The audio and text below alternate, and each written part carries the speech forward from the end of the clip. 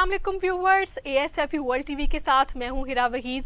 Viewers, ज़िल हज के महीने में मुसलमान दो बड़ी ख़ास इबादतें करते हैं। एक तो हज का फ़रीज़ा जब अदा करते हैं, दूसरा सुन्नत इब्राहिमी कुर्बानी करते हैं, जानवर की कुर्बानी करते हैं हर साल। और इसके पीछे क्या है, इस्लाम का क्या हुक्म है, इसके पीछे एक बड़ी ज़बरदस्त व्यूवर्स स्टोरी है इस्लामी तालीमात का हमें हासिल करने के साथ साथ इसके ऊपर हमें रोशनी डालने का आज मुझे मौका मिला है। और इसके मुताबिक हज़रत इब्राहीम अलैहिस्सलाम की उम्र 86 बरस हो गई थी। तब तक उनको अल्लाह पाक ने कोई औलाद नहीं दी थी और उस वक्त उन्होंने अल्लाह पाक से दुआ की कि अल्लाह ताला मुझे कोई औलाद दे दे। जिसके बाद अल्लाह पाक ने उन्हें एक खूबसूरत बेटे की बशारत दी और उसका नाम उन्होंने हज़रत इस्माइल अलैहिस्सलाम रखा। और उसके बाद जो है वो मक्का हिजरत करके चले गए। उसके बाद कई साल गुजर गए। उसके बाद हज़रत इब्राहीम अलैहिस्सलाम को 3 रातों तक लगातार एक ही ख्वाब आता रहा और उसमें उनको ये हुक्म दिया गया अल्लाह पाक की तरफ से कि अपने बेटे हज़रत इस्माइल को अल्लाह की राह में कुर्बान कर दो। जब 3 रातों तक यही ख्वाब हज़रत इब्राहीम को आता रहा तो उन्हें इस चीज़ का वाक़ई के साथ इल्म हो गया कि अल्लाह पाक की तरफ से हुक्म है और मुझे इसको हर हाल में पूरा करना है, यानी कि अल्लाह की राह में मुझे अपना बेटा कुर्बान करना है। उसके बाद हज़रत इब्राहीम अलैहिस्सलाम अपने बेटे हज़रत इस्माइल अलैहिस्सलाम के पास गए और उन्हें ये सारा ख्वाब सुनाया कि मुझे मुसलसल 3 रातों तक अल्लाह पाक की तरफ से ये हुक्म आया है कि मुझे ये कुर्बानी करनी ही करनी है। जिसके ऊपर हज़रत इस्माइल अलैहिस्सलाम ने बड़े आराम से इत्मीनान से कहा कि अल्लाह का हुक्म है, ज़ाहिर सी बात है हम मुसलमानों को ये अदा करनी है, ये कुर्बानी देनी है। जिसके बाद अल्लाह ने ऐसा करिश्मा किया, अल्लाह का ऐसा ख़ास करम हुआ कि जब कुर्बानी करने लगे हज़रत इब्राहीम अलैहिस्सलाम अपने बेटे हज़रत इस्माइल अलैहिस्सलाम की, तो जब छुरी फेरी तो जो गर्दन था, गर्दन के नीचे दुम्बा बकरा जो था वो आ गया, जानवर आ गया, यानी कि इंसान जो थे हज़रत इस्माइल वो वैसे के वैसे ही खूबसूरत नौजवान खड़े रहे। और अल्लाह पाक ने ऐसी अपनी कुदरत दिखाई इस मौके के ऊपर कि वहाँ पे कुर्बानी हुई जानवर की, जानवर का खून बहाया गया और सुन्नत इब्राहिमी व्यूवर्स वहाँ से शुरू हुई है। और मुसलमान ज़िल हज के महीने में जहाँ पर हज अदा करते हैं, सुन्नत इब्राहिमी जानवर की कुर्बानी जो है वो हर साल करते हैं और इसके ऊपर हम ता क़यामत व्यूवर्स अमल करते रहेंगे। आज के शो में इसी के ऊपर बात करेंगे, सुन्नत इब्राहिमी किस किस के ऊपर वाजिब है, कौन से जानवर की कुर्बानी करनी चाहिए और वो कौन सी चीज़ों का ख़ास ख्याल रखना चाहिए ताकि हमारी जो कुर्बानी है वो रायगा ना जाए, ज़ाया ना हो, अल्लाह को हम राज़ी कर सकें। इसी के ऊपर आज के शो में बात करने के लिए अलामा खलील साहब हमारे साथ मौजूद हैं। अलामा साहब, आपका बहुत शुक्रिया। आपसे आज हम शुरू करेंगे कि सुन्नत इब्राहिमी किस हद तक इम्पॉर्टेंट है।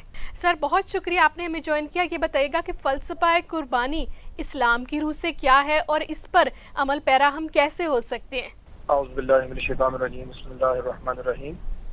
निदा, आपका बहुत शुक्रिया। आपने अपने इस अहम तरीन प्रोग्राम में मुझे अपने ख़यालात का इजहार करने का मौका दिया। यकीनन ज़ुल्हज्जा का महीना तमाम आलम इस्लाम के लिए इंतहाई खैर और बरकत वाला महीना है। इस महीना के अंदर हज मुबारक जैसी इबादत भी मौजूद है और दुनिया भर के रहने वाले मुसलमान इस महीना की 10 तारीख को अपनी कुर्बानियाँ भी अल्लाह की रज़ा के लिए अल्लाह की बारगाह में पेश करते हैं। और याद रखें इस बात को कि इस्लाम जो है ये सरासर कुर्बानी का नाम है, ईसार का नाम है। अपने जज्बात की कुर्बानी, अपने माल की कुर्बानी, अपने जिस्म की कुर्बानी, अपनी जानों की कुर्बानी, गर्ज जो अल्लाह सुब्हानहू व तआला ने हमें नेमतें अता फरमाई हैं, कदम कदम पर उन नेमतों को अल्लाह की राह में उसकी रज़ा के लिए कुर्बान करने का नाम ये कुर्बानी है। ये इसके ब्रॉडर मीनिंग है। लेकिन ये 10 ज़ुल्हज्जा को जो हम कुर्बानी पेश करते हैं ये कुर्बानी की एक टाइप और एक ख़ास किस्म है जो कि जिसको हम सुन्नत इब्राहिमी कहते हैं। रसूलुल्लाह सल्लल्लाहु तआला अलैहि वसल्लम से पूछा गया, रसूलुल्लाह सल्लल्लाहु तआला अलैहि वसल्लम से पूछा गया कि रसूल बताएं ये कुर्बानियाँ क्या हैं, ये फ़र्ज हैं, ये वाजिब हैं, इनकी क्या अहमियत और इम्पोर्टेंस है मुसलमानों के लिए। तो आप अलैहिस्सलातु वस्सलाम ने इरशाद फरमाया, सुन्नतु अबीकुम इब्राहीम, ये कुर्बानी जो है जो 10 ज़ुल्हज्जा को जानवर की कुर्बानी पेश की जाती है, ये तुम्हारे वालिद मोहतरम, तुम्हारे जद्द अमजद इब्राहीम अलैहिस्सलातु वस्सलाम की सुन्नत है। फिर पूछा गया, अल्लाह के रसूल सल्लल्लाहु तआला अलैहि वसल्लम, इस कुर्बानी की क्या फजीलत है, इसका क्या अजर व सवाब है मुसलमानों के लिए? तो आप अलैहिस्सलातु वस्सलाम ने फरमाया, इस कुर्बानी के जानवर के हर बाल के बदले में अल्लाह तुम्हें अजर अता फरमाता है। कि रसूलुल्लाह सल्लल्लाहु तआला अलैहि वसल्लम ने फरमाया कि जो कुर्बानियाँ आप पेश करें ये हलाल माल में से होनी चाहिए। इस सिलसिले में रसूलुल्लाह सल्लल्लाहु तआला अलैहि वसल्लम का फरमान है कि जो इंसान हराम माल कमाता है और उसको अपनी औलाद पर खर्च करता है, अपने ज़ात पर खर्च करता है, तो ये खर्च करने से अल्लाह ताला बरकत को उठा देता है, इसलिए कि माल पाक नहीं है।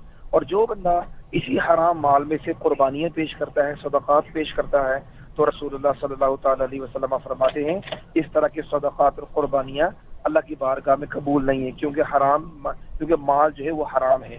اسی طرح سے رسول اللہ صلی اللہ تعالی علیہ وسلم نے فرمایا اگر کوئی بندہ حرام مال چھوڑ کر دنیا سے چلا جاتا ہے تو وہ حرام مال جو وہ پیچھے چھوڑ گیا ہے وہ اس کے لیے جہنم میں داخلے کا باعث بن جائے گا۔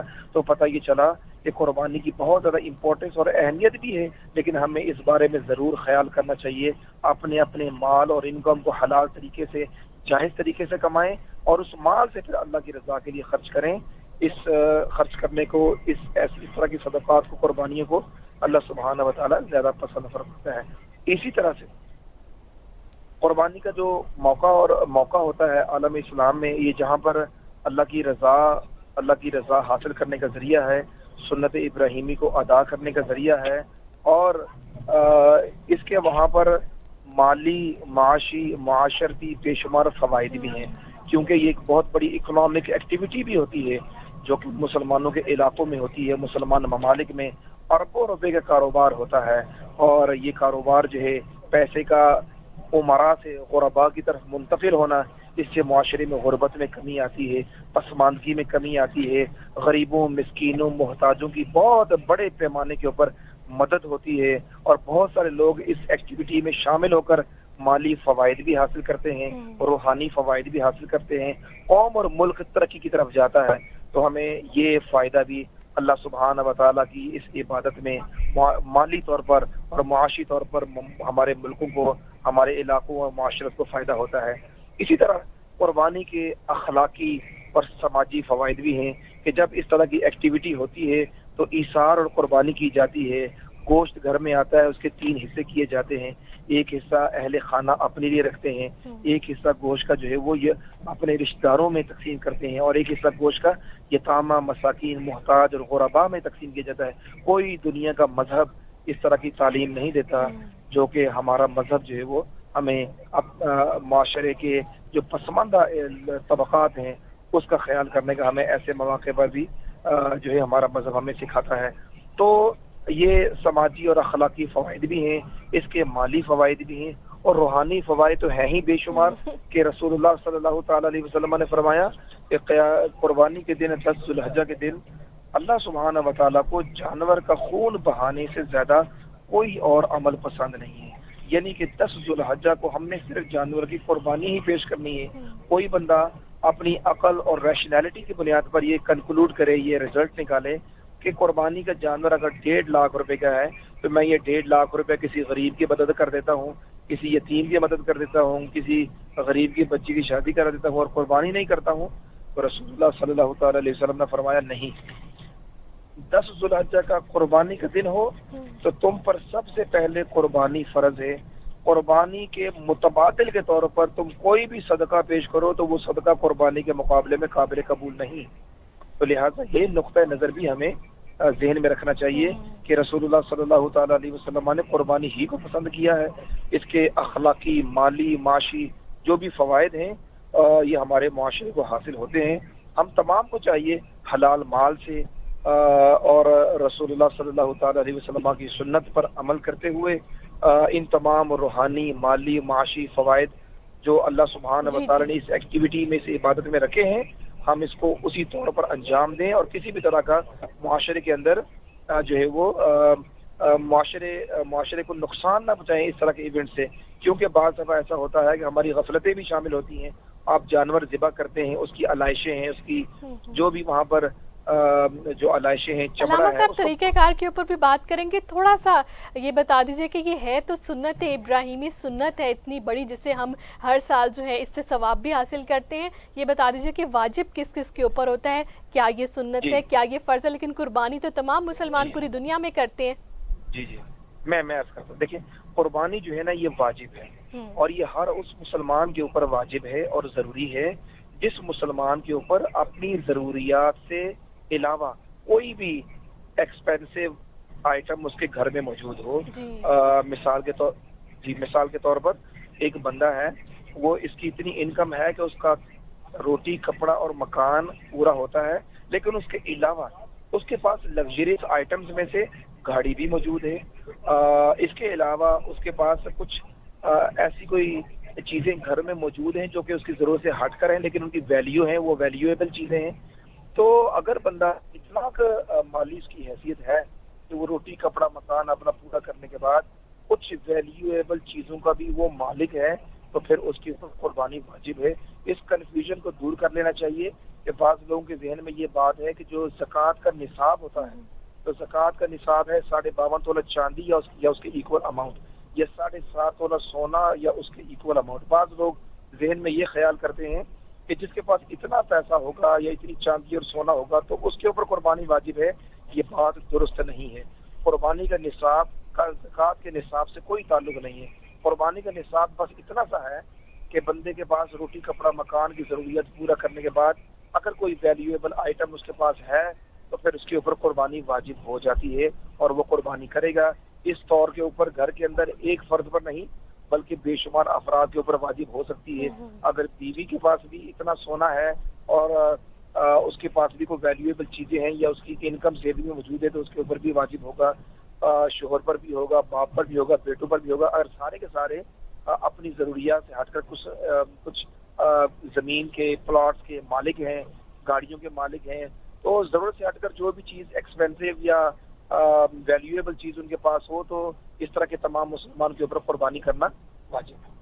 علامت صاحب آپ نے بڑا اچھا تفصیل سے بتایا کہ قربانی کس کس کے اوپر واجب ہے. تھوڑا سا ہمیں یہ بھی بتا دیجئے کہ قربانی کرتے ہیں جانور کی، بکرے کی، گائے کی، طریقہ کار بتا دیں، کیا کیا شرائط، کیا کیا چھوٹی چھوٹی وہ چیزیں جو مس ہو سکتی ہیں، کوتاہی ہو سکتی ہے، جو قربانی کی راہ میں جو ہے تھوڑی سی رکاوٹ ہو سکتی ہے. کیونکہ اللہ پاک نے سنت ابراہیمی کا بڑا خوبصورت ایک طریقہ کار جو ہے اسلام نے ڈیفائن کیا، تھوڑا سا بتا دیں.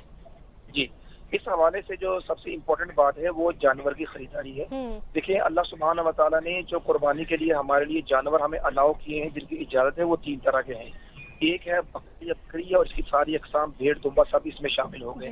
دوسرا ہے گائے اور گائے کے اندر تمام طرح کی بیل، گائے، بھینس، یہ سب چیزیں اس میں شامل ہو گئی. اور تیسرا جانور ہے اونٹ. یہ 3 جانوروں کی قربانی کرنے کا ہمیں کہا گیا ہے. اب ان کی خریداری کے لیے ہمیں یہ ذہن میں رکھنا چاہیے بکرا یا بکری کی عمر 1 سال ہونی چاہیے. بکرا یا بکری کی عمر 1 سال ہونی چاہیے، یہ شرط ہے. ہاں بھیڑ یا دمبا جو ہے اگر وہ 6 سے 8 مہینے کا بھی ہو اور وہ قد کاٹ میں اچھا ہو اور 1 سال کے دمبے کے تقریباً برابر لگتا ہو تو وہ بھیڑ اور دمبا تو 6 مہینے کا بھی ہو تو اس کی قربانی جائز ہے. لیکن بکری اور بکرا جو ہے وہ 1 سال ہونا ضروری ہے، لہذا اس کو انشور کرنا چاہیے قربانی کرنے سے پہلے. دوسرا یہ ہے کہ گائے جو ہے اس کی جو قربانی ہے اس کی شرط ہے کہ 2 سال اس کی عمر پوری ہونی چاہیے. 2 سال عمر پوری ہونے کی علامت اس کے 2 دانت اگنا ہے جس کو ہم دوندا کہتے ہیں. تو یہ 2 سال کی عمر پوری ہونے کی علامت ہے. لیکن سارے جو گائے اور ویڑے ہیں ان میں 2 سال کے بعد ضروری ان کے دانت نکل آئے، لیٹ بھی ہوتا ہے. شریعت نے جو شرط رکھی ہے بہرحال وہ 2 سال کی عمر کی رکھی ہے. علامہ صاحب عید کا موقع ہے، قربانی کا موقع ہے. تھوڑا سا میں بات کروں کہ پاکستانی معاشرے کی کہ یہاں پہ جو قربانی کا جانور لے کر آیا جاتا ہے لوگ گلیوں میں گھماتے ہیں، دکھاوے کا ایلیمنٹ تھوڑا سا ہمارے سوسائٹی میں بڑھ گیا. آپ کیا کہیں گے؟ قربانی خالصتاً اللہ کی ذات کے لیے کی جاتی ہے، اللہ کو ضرورت نہیں ہے، لیکن اللہ پاک انسان کو قربانی اس لیے ایک واجب کی گئی تاکہ احساس ہو کہ اللہ کی راہ میں قربانی کی جا رہی ہے. تھوڑا سا بتا دیں کہ دکھاوے کی عید نہیں ہونی چاہیے بلکہ سنت ابراہیمی کے اوپر مکمل عمل ہونا چاہیے. اور آپ نے اچھا سوال کیا ہے. اس حوالے سے میں آپ کو ایک حدیث سنا دیتا ہوں اور اس میں اس تمام سوالوں کا جواب ہے. رسول اللہ صلی اللہ تعالیٰ علیہ وسلم کی حدیث مبارکہ ہے کہ کچھ صحابہ کرام رضوان اللہ تعالیٰ علیہ مجمعین مسجد نبوی میں بیٹھ کر دجال کا ذکر کر رہے تھے جو قیامت کے نزدیک آئے گا اور یہ بہت بڑا فتنہ ہوگا اور عالم اسلام کو اس فتنے سے بے شمار آزمائشوں کا سامنا کرنا پڑے گا. تو کچھ صحابہ دجال کا آپس میں ذکر کر رہے تھے اور اس فتنے کو آپس میں بیان کر رہے تھے. رسول اللہ صلی اللہ تعالیٰ علیہ وسلم ان کے قریب سے گزرے، پوچھا میرے صحابہ تم کیا باتیں کر رہے ہو؟ انہوں نے عرض کی اللہ کے رسول دجال کی باتیں کر رہے ہیں تو وہ کتنا بڑا فتنہ ہوگا ہمارے لیے اور ہمارا ایمان کا وہ کتنا بڑا دشمن ہوگا. تو رسول اللہ صلی اللہ تعالیٰ علیہ وسلم نے فرمایا میں تمہیں دجال سے بھی بڑا فتنہ نہ بتاؤں. تو انہوں نے عرض کیا اللہ کے رسول صلی اللہ تعالیٰ علیہ وسلم مجھے بتائیں، ہمیں بتائیں. تو آپ علیہ الصلوۃ والسلام نے فرمایا دجال سے بھی بڑا فتنہ یہ ہے کہ تم دکھاوے کے لیے نمازیں ادا کرو. یعنی آپ کی عبادت دکھاوے والی ہو، نمود و نمائش والی ہو، لوگوں کو بتانے کے لیے ہو، اللہ کی رضا کے لیے نہ ہو، اس کی مرضی کے لیے نہ ہو، اس کی خوشنودی کے لیے نہ ہو، تو اللہ سبحانہ و تعالی نے فرمایا ایسی عبادت دجال سے بھی بڑا فتنہ ہے۔ تو بس ہم تمام مسلمانوں کو اس حدیث کو سامنے رکھتے ہوئے قربانی کے عظیم موقع کے اوپر، خیر و برکت کے موقع پر، یہ روحانیت والے تہوار کے اوپر ہمیں نمود و نمائش سے بچنا چاہیے۔ بہت شکریہ جانور علامہ قربانی صاحب۔ کا عزت و احترام۔ ویورز، یہ تھے علامہ خلیل صاحب جنہوں نے قربانی خصوصاً سنت ابراہیم کے اوپر روشنی ڈالی کہ کتنی زیادہ ضروری ہے، مسلمانوں کے اوپر واجب ہے، یہ نہ کہا جائے کہ یہ سنت ہے، قربانی نہیں کرتے جانور کی، کسی غریب کو کھانا کھلا دیں، کسی غریب کے گھر میں راشن ڈال دیں، وہ بھی بڑا اچھا نیک کام ہے، لیکن اللہ پاک نے اس عبادت کو بڑی اہمیت دی، اور ہمارے نبی پاک صلی اللہ علیہ وسلم نے اسے سنت ابراہیمی کہا ہے اپنے دور میں، تاکہ اس سنت کو مسلمان جو ہیں ان کی آنے والی امت اگنور نہ کرے، اس چیز کا احساس کرے کہ ذی الحج کے مہینے میں جہاں پر فرض ہمارے اوپر حج ہوتا ہے صاحب استطاعت کے اوپر، وہاں پر قربانی جو ہے وہ بھی واجب ہے، اور اس کو کرنے سے اللہ کی رضا جو ہے وہ حاصل کی جا سکتی ہے۔ اچھے طریقے سے قربانی کرنی چاہیے، دکھاوے کا ایلیمنٹ نہیں ہونا چاہیے، دکھاوے کی عبادت کو اللہ پاک کو کوئی ضرورت نہیں، وہ معاشرے میں دکھاوا ہو سکتا ہے، سوسائٹی میں ہماری اپ لفٹنگ ہو سکتی ہے، لیکن اللہ کے نزدیک جو عبادت ہوتی ہے وہ اللہ کی انسان کے ساتھ ڈائریکٹ رشتہ ہوتا ہے۔ تو اس سنت ابراہیمی کے اوپر عمل کریں اللہ کی خوشنودی اور رضا حاصل کرنے کے لیے۔ آپ نے دیکھا میرا پروگرام، مجھے دیجیے اجازت، اللہ حافظ۔